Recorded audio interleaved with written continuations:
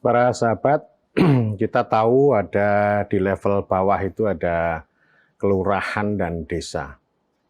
Kita juga tahu perbedaan antara kelurahan dan desa. Desa itu adalah kesatuan masyarakat hukum atau sebagai entitas politik. Sementara kelurahan itu adalah unit administratif atau organisasi perangkat daerah di bawah kecamatan.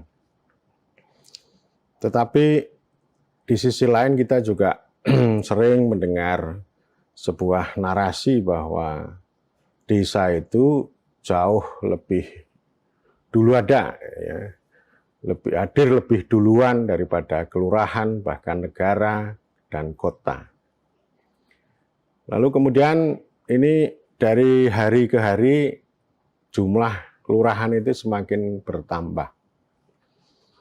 Kota-kota besar itu seluruhnya punya kelurahan, meskipun ada beberapa kota seperti kota Batu itu tidak punya kelurahan. Kemudian di kota Ambon juga bervariasi, dia punya negeri, punya desa, dan punya kelurahan.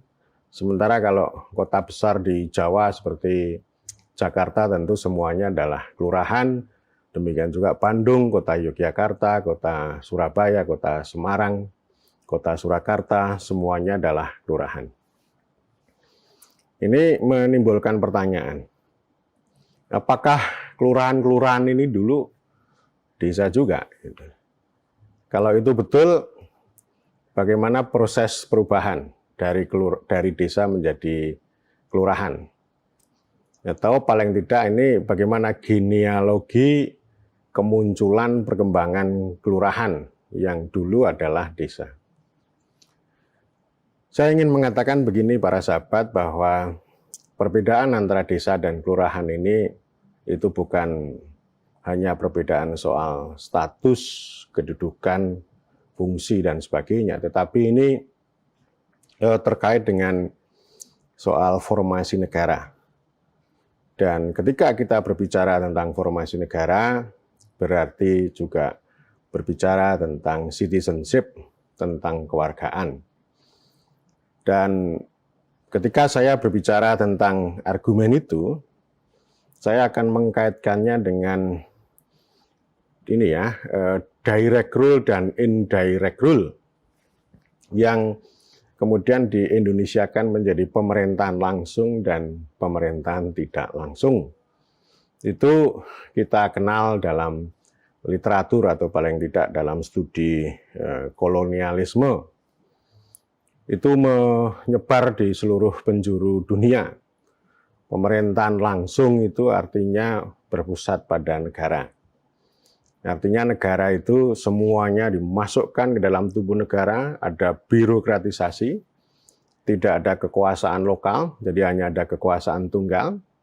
Ada birokratisasi, lalu juga ada unifikasi hukum, jadi tidak ada hukum lokal, hukum adat, tidak ada kesatuan masyarakat hukum yang lokal, semuanya diserap ke dalam tubuh negara. Dan pada sisi lain, negara itu juga melakukan penetrasi, melakukan teritorialisasi, bahwa seluruh hamparan tanah itu merupakan wilayah negara, dan karena itu negara melakukan penetrasi, entah itu dengan pendekatan keamanan, atau dengan pendekatan birokrasi, dan juga pendekatan, kata Michael Mann itu infrastruktural, termasuk misalnya memberikan pelayanan kepada warga. Jadi pemerintahan langsung itu artinya hanya ada negara dan warga. Ketika negara itu memerintah ya, atau mengatur, mengurus warga itu, dia tidak menggunakan perantara kekuasaan tradisional di tingkat lokal, baik itu kekuasaan desa maupun kekuasaan kesatuan masyarakat hukum adat.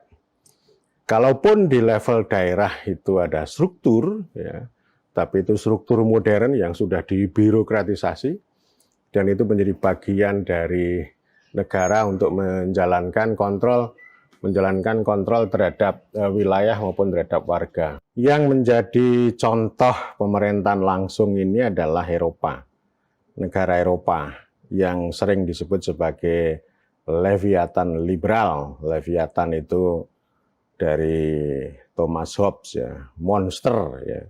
Jadi negara ini sebagai monster yang dia melakukan sentralisasi, birokratisasi, teritorialisasi,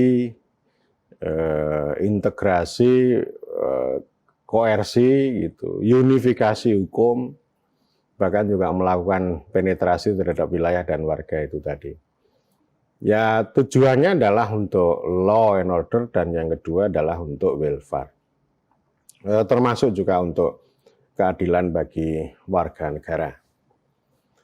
Jadi negara itu melayani sekaligus juga melindungi warga. Jadi orang per orang, jadi warga itu menjadi pemilik atas negara dan itu merupakan transformasi bahkan revolusi yang dahsyat di Eropa.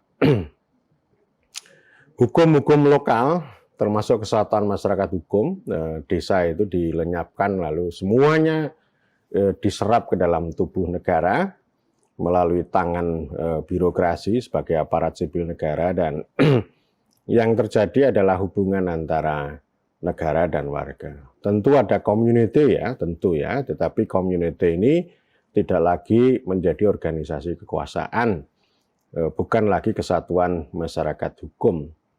Dan warga itu bisa mengorganisir dirinya menjadi masyarakat atau society atau juga sebagai civil society yang bisa mereka gunakan untuk memperjuangkan hak-hak mereka berhadapan dengan negara.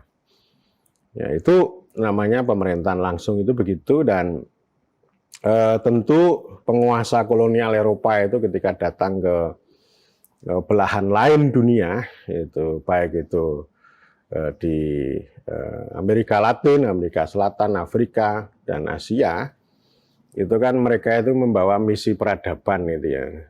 Meskipun ini perlu disangsikan karena pada dasarnya kolonialisme ini kan penghisapan. Ya, dominasi, menghisap, eksploitasi gitu. Tapi dibungkus dengan misi peradaban supaya orang-orang di dunia lain itu bisa menjadi lebih beradab seperti orang Eropa. Tentu termasuk bagaimana mengelola negara dan pemerintahan yang itu supaya seperti Eropa. Ya. Dalam literatur sering ditunjuk bahwa Perancis itu menerapkan itu, ya, menerapkan pemerintahan langsung. Ini ada banyak contoh di Afrika gitu ya. Dan Inggris itu double ya, ada beberapa negara yang dikelola dengan pemerintahan langsung, ada yang tidak langsung. Kalau Belanda nanti akan kita lihat ya di Nusantara. Nah sebaliknya kalau pemerintahan tidak langsung itu tidak tercipta sentralisme negara, unifikasi negara. Memang tentu saja di tanah jajahan itu seperti Batavia memang ada kekuasaan negara di sana. Tetapi mereka tidak berhubungan langsung dengan warga, mereka tidak melakukan pembentukan citizenship yang ada di kampung-kampung, di desa-desa. Jadi mereka kekuasaan tidak langsung itu memanfaatkan perantara lokal. Ya. Itu terutama ya kepala suku, gitu, kepala desa, tetua adat atau pemimpin adat. Gitu. Sehingga ketika desa, pemimpin tradisional, baik itu desa maupun adat begitu ya, diberikan kekuasaan itu artinya pemerintahan tidak langsung ya. Jadi artinya begini, bahwa adat maupun desa itu, jadi mereka punya kuasa, punya hak untuk mengatur dan rumah tangganya sendiri, tetapi para pemimpinnya ini dipegang, diberikan kekuasaan juga, dan mereka itu harus harus loyal, harus tunduk pada struktur birokrasi negara yang diciptakan oleh kolonial. Jadi ini ada semacam dualisme gitu. Jadi artinya kalau konsep desa ya sebagai kesatuan masyarakat hukum pribumi, kesatuan masyarakat hukum, bahkan juga kesatuan masyarakat hukum adat itu sebenarnya adalah ciptaan kolonial atau pemerintahan tidak langsung ini gitu. Para sejarawan sudah terbiasa menunjukkan ini ya, bahwa adat dan desa di Nusantara ini berada di dalam dominasi dalam gungkungan pemerintahan tidak langsung itu. Jadi mereka tidak diserap ke dalam tubuh birokrasi, tapi mereka dibiarkan untuk berkuasa, tetapi kepalanya dipegang. Nah, sementara yang namanya bupati gitu, sejak zaman Dendles ini kan itu diserap ke dalam tubuh birokrasi. Jadi artinya bupati ke atas itu dijadikan sebagai bagian dari mesin pemerintahan langsung. Kemudian kalau adat maupun desa itu dimasukkan dalam wadah pemerintahan tidak langsung. Dan para pakar administrasi negara mengatakan bahwa pemerintahan tidak langsung itu untuk efisiensi, jadi berkuasa dengan murah ya. Tapi saya kira di balik efisiensi ini juga ada politik ya. Bagaimanapun ini antara orang asing sama orang pribumi ini kan tidak secara otomatis itu langsung ngeklik, tetap ada resistensi ya. Kalau kekuasaan mereka dipotong ada resisten ya. Kalau resisten itu kan akhirnya nanti juga tidak efisien ya, capek juga bagi penguasa kolonial itu. Jadi kalau kita mengikuti nalar berpikir Mahmud Mamdani, ini seorang profesor antropolog sekaligus juga pemerintahan di Columbia University itu, ya, dia bilang bahwa pemerintahan tidak langsung ini bukan semata-mata efisiensi begitu, tetapi ini untuk melanggengkan hegemoni, mengawetkan kekuasaan agar bisa diterima oleh orang lokal gitu ya, dengan cara itu tadi memberikan kekuasaan yang besar bagi para perantara lokal ya, atau penguasa tradisional baik itu dalam masyarakat adat maupun dalam desa ya, kesatuan masyarakat hukum pribumi itu. Jadi Mahmud Mamdani itu juga menyoroti ya dalam bukunya Citizen and Subject ya, Citizen and Subject tahun 96 yang kemudian diperbarui tahun 2018. Jadi dia menunjukkan bahwa ini sebenarnya absurd ya, bukan dikotomi. Dia melihat kekuasaan Inggris di Afrika gitu, itu bukan dikotomi, tapi dua-duanya dijalankan secara rasialis gitu. Nah, dia menunjukkan itu ada kewargaan di kota, citizen itu di kota. Itu tempat bermukim, tempat kekuasaannya penguasa kolonial, termasuk pemukiman orang-orang kulit putih begitu. Dan kemudian kalau rural, kalau desa atau village itu termasuk adat itu di sana subjek ya, subjek itu hamba ya. Jadi ini yang terjadi ada dikotomi antara hamba desa yang itu diperintah dengan indirect rule atau pemerintahan tidak langsung. Kemudian kalau yang satu lagi namanya citizen ya, citizen itu kan saya diingatkan oleh Fatih Gama Abisono Nasution juga bahwa ini city ya, ini warga kota, warga negara itu artinya ya orang kota, dan pengalaman kolonial yang disebut orang kota itu ya orang-orang yang disebut sebagai aparat dan lebih khusus lagi orang-orang kulit putih. Jadi itu dibikin pembedaan secara rasialis begitu ya. Jadi kalau di kota begitu ya, itu warga namanya, dan itu dikenain dengan model direct rule. Jadi ini mereka berhubungan langsung dengan warga tanpa ada perantara, tanpa ada struktur tradisional. Sementara kalau yang di desa itu di situ ya. Sehingga ini dampaknya luar biasa. Jadi kalau di desa-desa itu mengalami hambatan, tidak terbentuk citizenship, tetapi yaitu tadi memang kalau kita kaitkan dengan konteks Indonesia ya ada transformasi dari satu dari kawulo, dari hamba, kemudian menjadi praja, lalu kita kenal rakyat gitu. Tetapi cita-cita mengenai warga yang dipikirkan oleh Republik Indonesia dalam konstitusi itu memang belum terbentuk. Jadi salah satu kelemahan dari dari pemerintahan tidak langsung itu tidak bisa menciptakan pembentukan kewargaan. Itu artinya apa? Artinya meskipun ada negara, tetapi tidak sanggup menciptakan kewargaan bagi orang desa. Jadi kelemahannya di situ, jadi orang desa itu ya belum menjadi warga. Kalau mereka mau menjadi warga, itu harus melakukan urbanisasi ke kota. Dan ini yang sampai sekarang menjadi tantangan yang sangat serius begitu ya. Jadi ini satu hal, kemudian hal yang lain, dan tentu saja kalau di lokal itu dipelihara struktur asli, susunan asli, kalau di kota itu diciptakan sebagai semacam unit administratif yang kemudian cikal bakalnya sekarang ada di di kelurahan begitu ya. Jadi oleh karena itu konsep warga ini konsep kota ya. Jadi kalau Charles Tilly kan hanya berbicara mengenai negara, modal, dan kota. Tapi kalau literatur tentang pemerintahan langsung dan pemerintahan tidak langsung itu mengenal satu lagi yang itu namanya warga. Artinya ini negara, kota, modal, dan warga. Jadi ini satu paket.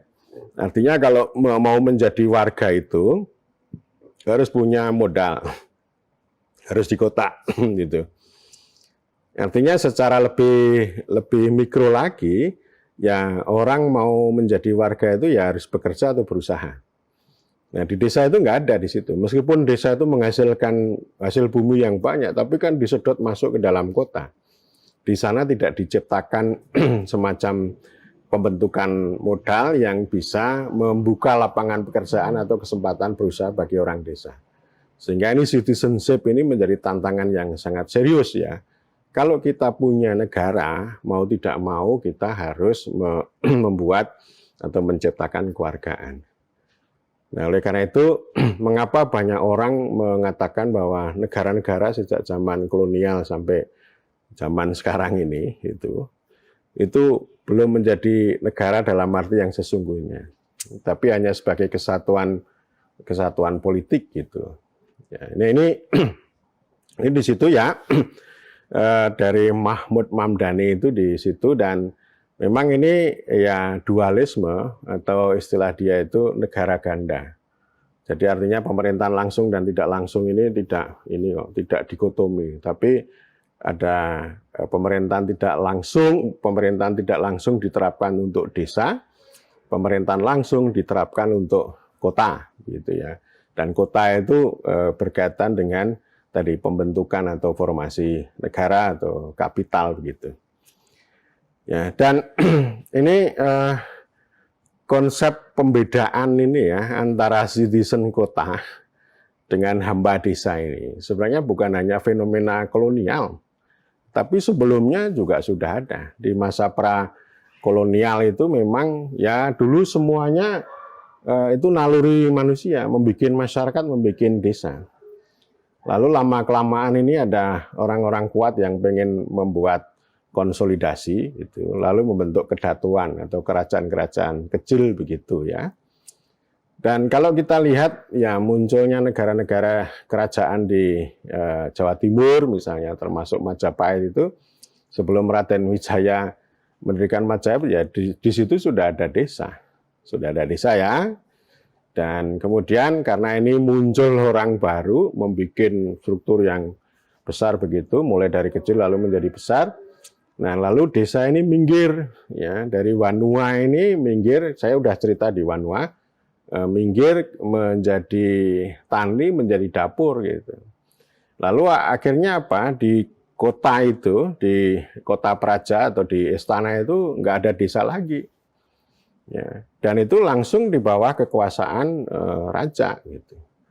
Jadi ini kalau di zaman dulu bukan perubahan status ya, tapi karena memang ditinggalkan oleh orang-orang desa, lalu mereka membuat desa yang baru gitu. Nah oleh karena itu ini lalu di lingkungan istana itu, sehingga kalau kita berbicara mengenai nagara dalam tradisi lokal kita, dan ini dipengaruhi oleh tradisi India, tradisi Sanskerta itu, bahasa Sanskerta itu kan ada konsep negara dan konsep bumi untuk menunjuk negara kita, asal-usul negara kita ini ya. Tapi maknanya dia bukan stato, bukan estado, bukan stat ya, bukan sebuah entitas atau institusi yang berdiri tegak seperti di Eropa. Tetapi ketika kita berbicara negara, berbicara kerajaan itu hanya berbicara kota saja. Hanya berbicara kota, hanya berbicara istana, dan itu tempat peraduan dan kekuasaan sang raja itu. Dan di situ tidak ada desa. Ya. Jadi di sekitar istana gitu tentu tinggal keluarga raja, para pangeran, para ksatria, para punggawa gitu ya. Dan ini yang kemudian menjadi kelas khusus nanti sebagai cikal bakal warga negara. Dan pengalaman di Mataram, ya, pengalaman di Mataram kita juga bisa tunjukkan bahwa kekuasaan politik, teritorialisasi itu kan dibagi menjadi 4. Ada parentah dalam, ada parentah luar, ada yang ketiga adalah ada naragung dan ada mancanegara. Jadi parentah dalam ini ya istana dan sekitarnya ini namanya keluarga raja. Itu tidak ada desa. Desanya sudah tidak ada. Jadi kalau ini ada penduduk ya mereka ya orang ini sudah orang-orang yang sangat khusus. Di parentah luar ini para ksatria, para pangeran itu juga tidak ada desa. Nah, nanti desanya itu ada di ring 3 ya, di lingkaran 3 ini yang kita sebut sebagai desa urban gitu. Dan lebih jauh lagi nanti itu ada di mancanegara. Jadi desa dan kabupaten itu bupati-bupati atau adipati itu ada di sana. Jadi di cikal bakal warga ini yang sangat kelas banget gitu ya, atau rakyat jelita itu ada di ring 1 dan ring 2 gitu ya. Sementara yang di sana itu desa. Di sana masih kita sebut sebagai hamba sahaya. Ya. Oleh karena itu ini pembedaan seperti itu sudah ada. Ini betul-betul diferensiasi kelas juga, diferensiasi atau stratifikasi sosial, ada elit, ada orang biasa, ada wong cilik gitu ya. Wong cilik itu tinggalnya di desa ya petani-petani itu. Dan dari struktur itu memang ada perantara ya. Ada perantara ya. Jadi perantaranya itu mengumpulkan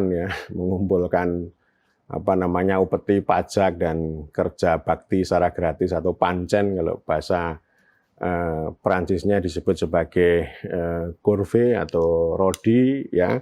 Atau ordem dalam bahasa Portugal gitu ya. Itu semuanya tradisi itu ada di seluruh dunia, biasa hal yang seperti itu. Ya, kemudian kepala desa ya itu punya otoritas untuk mengatur rumah tangganya sendiri ya di hadapan masyarakatnya, tapi mereka punya kewajiban yang dikontrol, baik itu dikontrol oleh bupati itu maupun dikontrol oleh para hulu balang ya, baik itu untuk mengumpulkan pajak, ada panewu, ada bekel dan seterusnya gitu. Jadi ini sudah poin yang mau saya katakan, meskipun konsep direct rule dan indirect rule itu tidak ada di zaman prakolonial, tapi saya ingin mengatakan itu sudah ada, pembedaan itu sudah ada. Jadi kalau mengatur dan mengurus hamba saya yang di desa itu melalui perantara, yaitu para kepala desa ini ya. Baik rama, kepala desa, pokoknya kepala desa gitu aja deh. Jadi ini berlaku pemerintahan tidak langsung. Kemudian kalau yang di parentah dalam sama parentah luar, di situ juga ada orang-orang khusus begitu ya. Kalau ini pembedaan secara kelas begitu. Nah, itu melalui pemerintahan langsung. Jadi kayak semacam unit administratif atau kesatrian begitu ya. Dan itu di dalam itu tidak ada desa.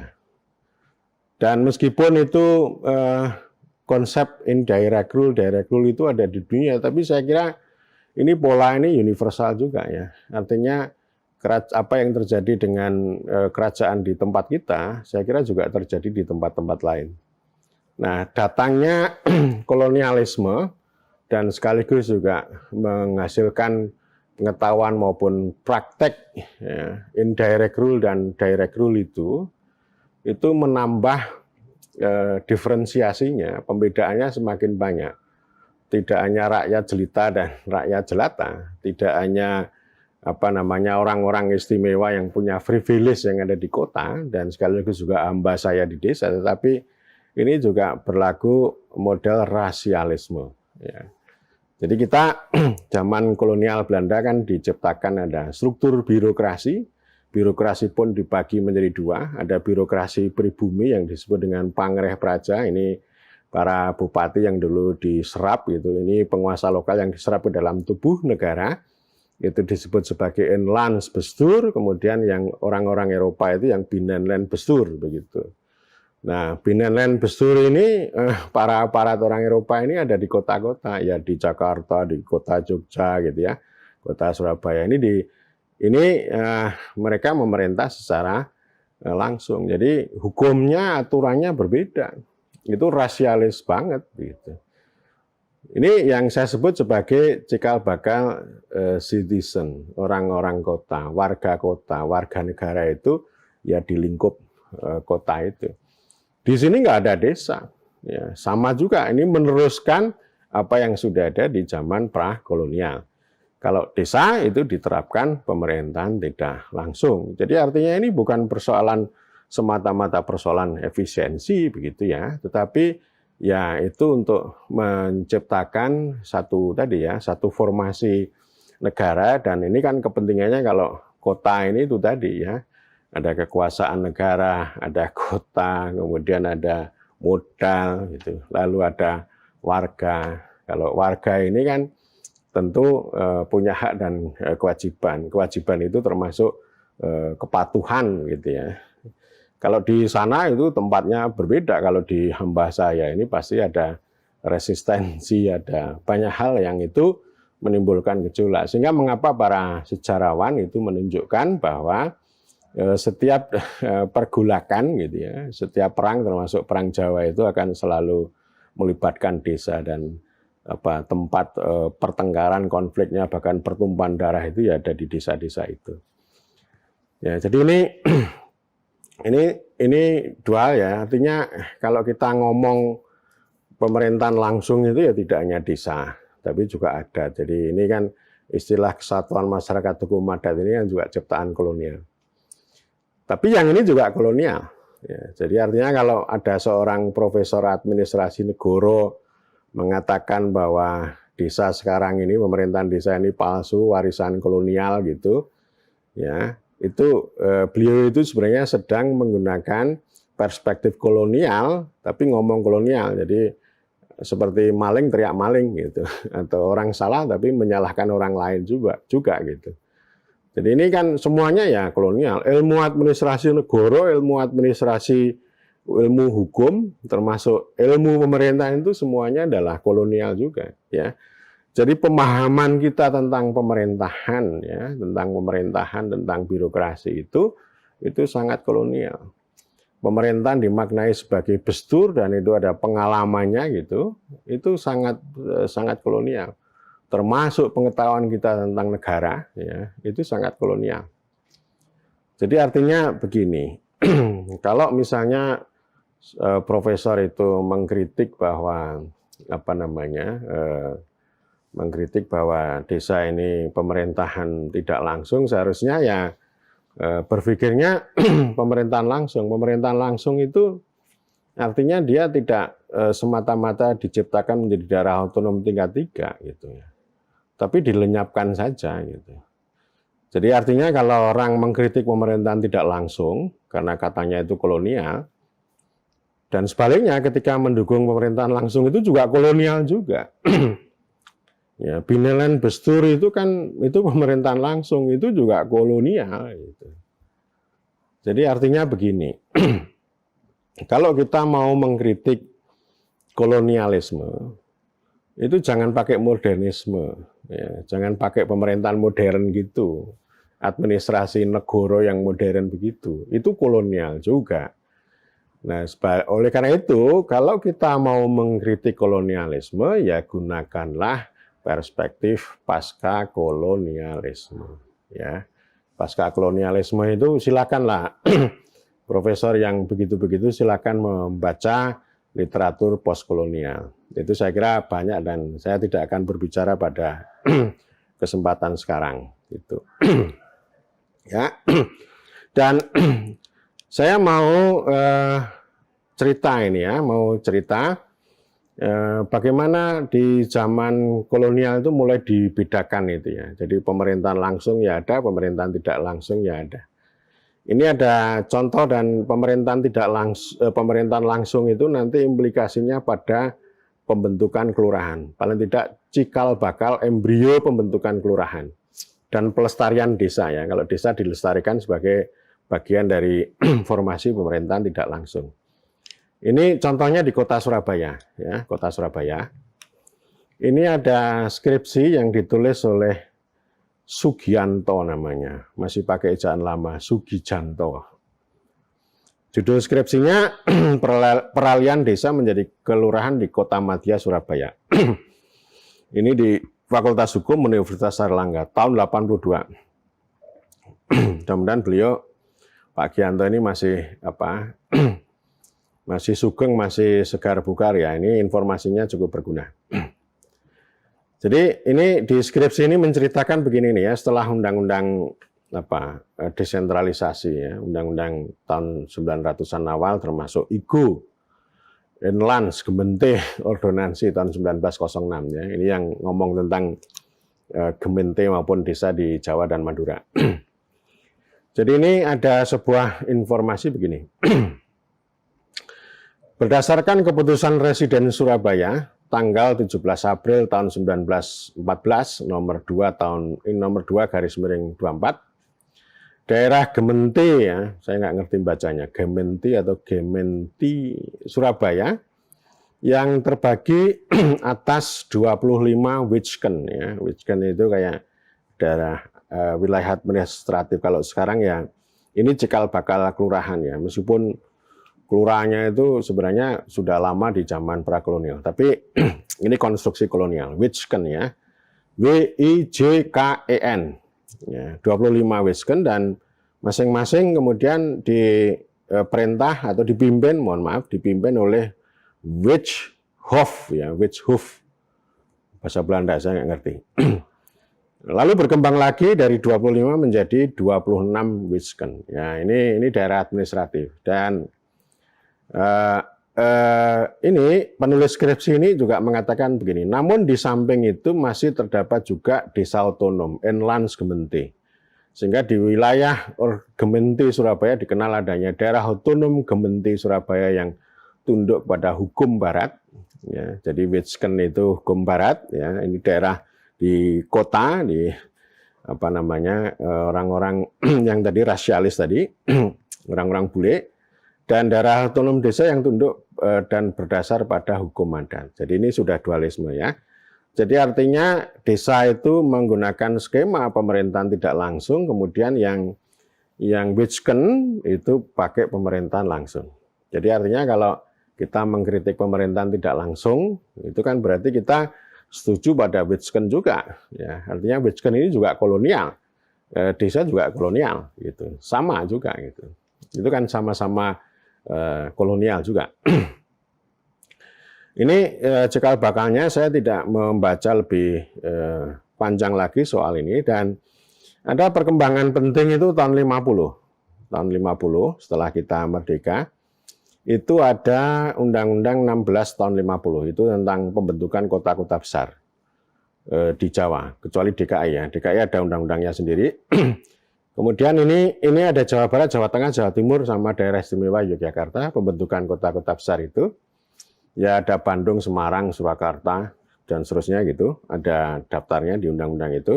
Para sahabat bisa melihat kok itu, undang-undang itu. Dan setelah itu ada ada turunan pelaksanaan dari Mendagri, itu dibentuk lingkungan. Ya. Di kota-kota besar itu, termasuk Surabaya ini yang distudi oleh Pak Sugianto ini, itu dibentuk lingkungan. Lingkungannya sebentar, waktu itu ada, sebentar ya, Saya lihat dulu.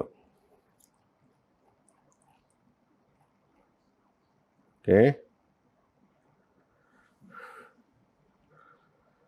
Nah, lingkungan ada tahun 50 di kota Surabaya ini ada 36 buah. Lingkungan ya, lingkungan 36. Kemudian tahun 51 tambah 1 berarti 37. Dan kemudian sampai tahun 65 itu bertambah menjadi 38. Ya. 38. Sementara di luar lingkungan itu itu masih ada desa. Jadi kota Surabaya itu kalau yang di tengah kota, yang di pusat itu namanya lingkungan. Kalau di zaman Belanda namanya Wijken. Tapi yang di pinggiran itu masih ada desa. Jumlahnya kira-kira ada ini ya. Sebentar. Ini kan perluasan kota Surabaya ya. Jadi ini ada ada 103 ya, ada 103 desa. Itu yang di pinggiran kota ya. Nah, ini bertahan sampai tahun 79 sampai keluarnya Undang-Undang 5 tahun 79 tentang pemerintahan desa. Dan kemudian pada tahun 80 ya, itu tentu saja melalui Permendagri dan kemudian direkayasa di kota Surabaya, itu berkembang yang 38 lingkungan itu berubah menjadi kelurahan, tapi jumlahnya bertambah, tidak 38 tapi menjadi 60, dan yang 103 desa itu semuanya dijadikan sebagai ini ya, sebagai kelurahan. Jadi setelah pokoknya tahun 80-an ke sini ya, setelah tahun 80-an ke sini artinya kota Surabaya dan tentu juga kota-kota yang lain termasuk kota Jogja itu seluruhnya menjadi kelurahan gitu ya. Dan saya tidak menemukan literatur yang lain tentang kota Jakarta, kota Jogja, tapi ini alhamdulillah saya memperoleh dari Pak Sugianto skripsi tentang kota Surabaya. Dan pada sisi lain kalau saya juga pernah membaca hasil penelitian ini ya, hasil penelitian Profesor Subur Budi Santoso. Ya, Profesor Subur Budi Santoso. Profesor Subur Budi Santoso adalah antropolog Universitas Indonesia yang kelak di kemudian hari menjadi salah satu pendiri Partai Republik yang sekarang lagi rame itu. Nah, Profesor Subur Budi Santoso pada tahun 60-an itu meneliti sebuah desa di Jakarta Selatan, Desa Jagakarsa, ya, tempat Gus Dur ya. Diterbitkan tahun 65 tulisannya ya, Desa Sayur Mayur Jagakarsa. Ini masuk dalam wilayah Kecamatan Pasar Minggu. Ya. Jadi para warga masyarakat Desa Jagakarsa itu asal-usulnya dari orang-orang pedalaman Bogor ya, yang migrasi ke sana dan mereka menanam sayur mayur, hasilnya dijual ke pasar bahkan di wilayah Jakarta Pusat itu. Dan tentu kalau hari ini kan sudah nggak desa lagi kalau Jagakarsa. Dugaan saya memang ini ada pola yang serupa ya antara kota Surabaya dengan kota Jakarta. Kalau di Jakarta Pusat kan tentu sudah sejak tahun 50-an sudah berubah menjadi lingkungan. Sementara kalau di pinggiran termasuk Jagakarsa ini statusnya masih desa. Dan lambat laut tentu sejak tahun 80-an seperti halnya kota Surabaya, desa-desa di Jakarta ini berubah menjadi kelurahan. Ya. Jadi ini artinya begini ya, ini kan dari perjalanan dulu itu yang namanya semacam kelurahan dan kemudian secara eksplisit kelurahan sekarang ini sudah ada sejak zaman prakolonial di zaman kerajaan dulu dan ini terkait dengan pemerintahan langsung, termasuk di zaman kolonial juga pemerintahan langsung. Jadi ngomong kelurahan atau Witschen tadi, atau parentah dalam, itu ya terkait dengan negara, kota, modal, kekuasaan, warga, rakyat jelita, orang-orang besar gitu ya. Bahkan kalau zaman kolonial ya orang-orang bule yang membuat struktur pemerintahan, sistem pemerintahan secara rasialis, dan itu pembedaan ya, pembedaan. Kemudian kalau desa itu ya identik dengan rakyat jelata, dengan kawulo atau dengan hamba, dengan pemerintahan tidak langsung, dan ini tentu ini dualisme. Dan oleh karena itu kan orang barat itu dulu, orang barat itu semacam heran ya, apa yang disebut dengan negara, ya kita kan punya konsep negara sendiri yang berbeda dengan state itu. Tapi negara yang dibayangkan oleh orang barat itu berbeda dengan apa yang terjadi di barat itu. Dan sampai sekarang ya begini posisinya.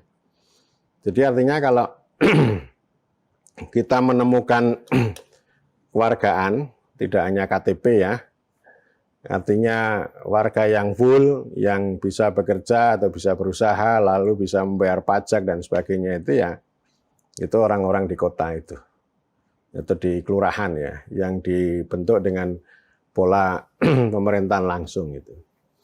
Atau paling tidak ya orang desa kalau mau mencari kewargaan ya harus melakukan migrasi atau urbanisasi. Saya berbicara begini bukan berarti saya mendukung urbanisasi, bukan berarti mendukung pembentukan kelurahan gitu. Pada kenyataannya juga di kelurahan itu sekarang kan masyarakat menuntut banyak yang pengen kembali ke desa, terutama di kabupaten-kabupaten yang desanya itu sekian tahun yang lalu itu di ibu kota kecamatan, di ibu kota kabupaten itu dirubah menjadi kelurahan. Itu artinya begini ya, meskipun kewargaan itu yang lebih utuh gitu ya, lebih lengkap itu ada di kelurahan, bukan berarti semua orang di kelurahan itu menjadi warga negara yang betulan. Jadi kalau sekarang kelurahan itu pengen kembali ke desa, itu artinya kewargaan juga tidak sempurna di sana. Artinya negara hadir itu tidak maksimal. Kemudian akses orang per orang, akses individu terhadap pekerjaan, terhadap usaha, terhadap pelayanan publik, itu juga tidak berkembang dengan baik begitu. Dan tentu ini persoalan kewargaan ini bukan persoalan manajerial kok ini. Bukan persoalan pembentukan kelurahan juga. Kalau saya melihat pembentukan kelurahan ini kan tidak pernah dibicarakan untuk membentuk kewargaan. Kalau itu ditegaskan kan berarti ada keterus-terangan bahwa ada diskriminasi terhadap orang desa. Jadi orang desa itu tidak dibikin menjadi warga negara gitu. Ya memang secara formal semua orang di Republik ini ya warga negara. Tetapi tentu ada kadar, ada makna yang berbeda antara orang desa dengan orang kota yang hidup di kelurahan. Gitu. Dan karena itu solusinya saya kan selalu berdebat, berdiskusi. Negara ini mau kemana? Gitu. Apakah mau model meniru Eropa begitu, semuanya dihabisi, lalu ada penguatan negara dan ada pembentukan warga begitu. Dengan demikian desa, kesatuan masyarakat hukum adat itu dilenyapkan, dihancurkan, lalu setiap orang itu punya identitas tunggal hanya sebagai warga. Lalu ditempuh dengan pemerintahan langsung, ya, seperti hanya di kota, di kelurahan ini ya. Nah, apakah itu yang mau ditempuh gitu ya? Tetapi konstitusi kan tidak mengatakan itu. Konstitusi kita ini kan mengakui keragaman gitu ya. Ada kota, ada desa, ada kesatuan masyarakat hukum adat, ada desa, tapi juga ada negara ya, yang itu nanti dibingkai dengan birokrasi dan aparat sipil negara. Jadi ada dualisme itu, dan itu tentu saja ini kan kelanjutan ya, kelanjutan dari masa lalu. Apakah ini kelanjutan kolonialisme, itu bisa menjadi perdebatan yang tidak berujung. Karena bagaimanapun pemerintahan tidak langsung itu juga kolonial, tetapi pemerintahan langsung juga kolonial juga gitu ya. Jadi ini sama-sama kolonialnya juga gitu. Dan kalau berbagai elemen masyarakat lokal yang berbeda-beda itu diserap dalam tubuh birokrasi, itu juga belum tentu menjadi warga yang betulan gitu. Karena ini fakta, dualisme itu fakta. Dualisme dalam pengertian ada desa, ada kepentingan masyarakat setempat, ada adat gitu ya. Kemudian di satu sisi ada negara, ada kelurahan, ada kota, ada warga, ada pemerintahan langsung. Ini dualisme. Ya, dualisme dan dua-duanya ada. Lalu kemudian yang terjadi ada dilema ketika negara masuk ke dalam desa. Ya. Masuknya ke dalam desa itu begini ya, dilemanya begini. Kalau tidak hadir salah, kalau hadir keliru. Saya sudah banyak berbicara tentang itu. Artinya ketika negara itu masuk ke dalam desa itu tidak menciptakan kewargaan yang penuh, baik melalui jalur pemerintahan maupun jalur pembangunan, paling tidak pembangunan yang terus-menerus getol dimasukkan ke dalam desa itu tidak menciptakan kewargaan. Atau paling tidak dia tidak menambah pekerjaan, menciptakan pekerjaan atau kesempatan berusaha. Tetapi pembangunan itu hanya lebih banyak berbicara tentang kapitalisasi, yang itu pembangunan dalam pengertian besar. Yang kedua, pembangunan itu hanya sibuk ini sebagai manajerialisme, terutama aspek perencanaan dan ikutannya. Dan yang lebih konkret, pembangunan itu adalah proyek. Jadi tidak disadari secara penuh bagaimana pembangunan itu mengarah pada kewargaan. Dan karena itu saya terus-menerus mengkritik pendekatan pembangunan, sementara pendekatan pemerintahan juga tidak begitu. Jadi pemerintahan kita lebih birokratik, lebih teknokratik, dan sisi teknokrasi ini merupakan satu irisan antara pemerintahan dan pembangunan. Jadi kalau kita melihat pemerintahan itu ya itu berwatak pembangunan juga. Sehingga pendekatan pelayanan, pendekatan perlindungan yang menjadi inti dari pemerintahan itu tidak bekerja dengan baik, terutama masuk ke dalam desa. Ya, jadi ini dilema dan kontradiksi ya. Artinya saya juga sudah banyak berbicara bahwa negara itu masuk ke dalam desa itu secara keliru gitu ya. Bukan menggunakan desa sebagai batu landasan, batu penjuru, tetapi justru lebih banyak menggunakan batu loncatan dan bahkan sering menganggap desa itu sebagai batu sandungan. Nah, oleh karena itu ini diskusi semacam ini penting, kewargaan itu dalam dilema itu ya. Makanya kan diskusi mengenai kewargaan multikultural, kewargaan yang beragam itu penting untuk kita angkat. Artinya tidak harus dengan seragam model kolonial menciptakan kelas-kelas yang sangat istimewa di kelurahan atau di kota dengan pembentukan modal, tetapi bagaimana desa itu menjadi penghidupan, ya, sumber penghidupan, karena mereka juga punya hasil bumi. Sehingga kalaupun negara atau pemerintah ini menempuh pembangunan harus mengalami reorientasi sebagai jalan untuk membentuk kewargaan, terutama sanggup menciptakan lapangan pekerjaan dan kesempatan berusaha bagi orang-orang desa. Sehingga orang desa itu tidak perlu mencari kewargaan dengan cara melakukan urbanisasi ke kota. Sehingga ini artinya konsepsi pemerintahan tidak langsung dan langsung ini kita bisa bisa bongkar kembali. Jadi cara pemahamannya tidak cara pemahaman model Eropa sentris, tapi kita bisa menemukan dengan cara-cara yang itu kontekstual ya. Kontekstual tapi juga konkret dan relevan dalam konteks Indonesia. Jadi artinya saya tidak ingin melakukan kritik terhadap pemerintahan langsung ya dengan cara sudut pandang model pemerintahan langsung gitu. Atau saya tidak ingin mengatakan bahwa desa itu adalah warisan desa itu sebagai pemerintahan palsu, warisan kolonial, warisan pemerintahan tidak langsung, tetapi saya malu-malu untuk atau ini sebenarnya saya mengatakan ini profesor ini malu-malu untuk mengatakan dia kolonial juga, karena dia sebenarnya tidak sedang berbicara untuk melakukan perubahan atau perombakan besar dari pemerintahan langsung dari pemerintahan tidak langsung menjadi pemerintahan langsung. Tapi kita bisa lakukan modifikasi dengan cara itu ya. Kalaupun ini ada pemerintahan, ada pembangunan yang masuk ke desa itu, kita harus dudukkan ulang ya. Dengan cara itu tadi ya, dengan cara pelayanan dan perlindungan.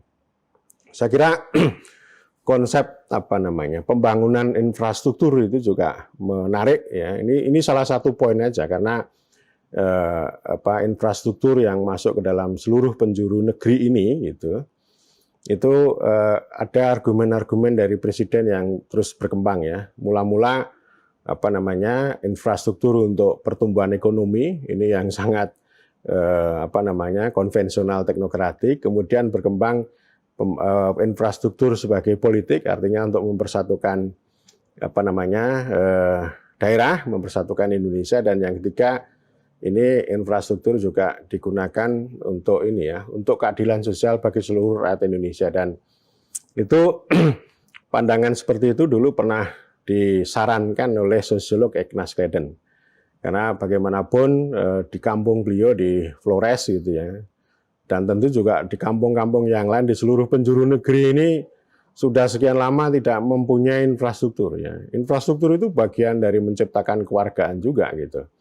Jadi ini poin yang mau saya tambahkan karena nanti infrastruktur ini kan sebagai pelayanan, sebagai distribusi, dan syukur yang kedua ini membuka akses ya. Kesempatan bagi banyak orang entah itu berkarya, bekerja, berusaha ya, berhubungan dengan pihak lain gitu.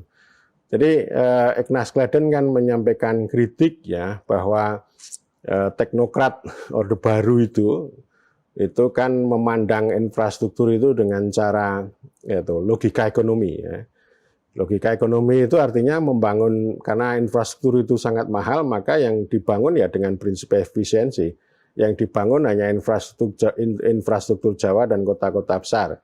Karena kalau membangun infrastruktur di pelosok desa, di pelosok negeri, di Flores, di NTT, di Papua dan sebagainya ini tidak ada economic return, jadi tidak ada sumbangan untuk pertumbuhan ekonominya, sehingga waktu itu nalarnya kalau membangun di tempat-tempat itu dianggap rugi secara ekonomi.